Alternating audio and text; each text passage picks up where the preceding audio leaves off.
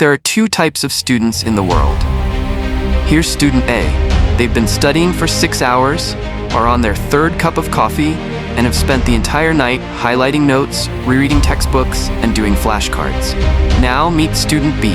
They have a calm, focused 2-hour study session, know exactly what to review, how to review it, and waste no time highlighting or rereading unnecessarily.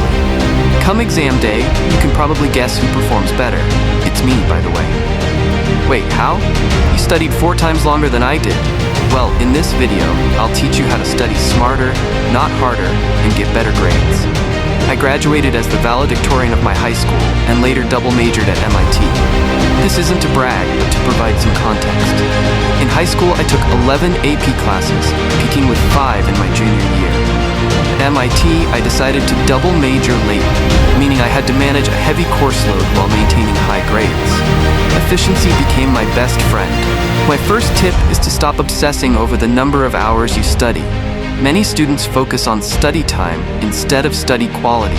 While time is a concrete measure, it doesn't reflect effectiveness. For example, 5 hours of highlighting and rereading notes is far less productive than 5 hours of quizzing yourself, teaching concepts, and tackling weaknesses. Now that you're thinking about quality over quantity, let's move to tip 2. Read backwards. If you're cramming for an exam, don't start at the beginning of a chapter. Start with the summary and key points at the end, then work your way to the beginning. Do a first pass by skimming headings, charts, and bold terms. For a deeper understanding, do a second pass.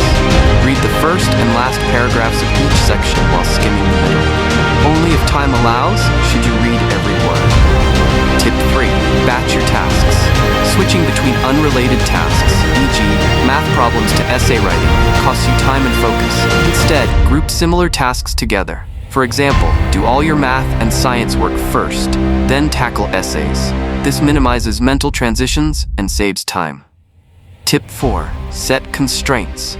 Work expands to fill the time you give it. Set a timer with a slightly shorter deadline than you think you need, and you'll likely finish faster. My AP teacher used this with timed exams, gradually shortening the time as the year progressed, and by the end, we could complete exams in record time.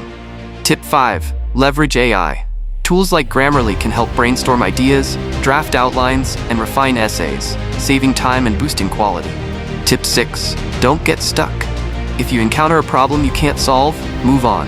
Spending too much time on one thing leads to diminishing returns. Instead, tackle easier questions first, then come back to the tough ones later.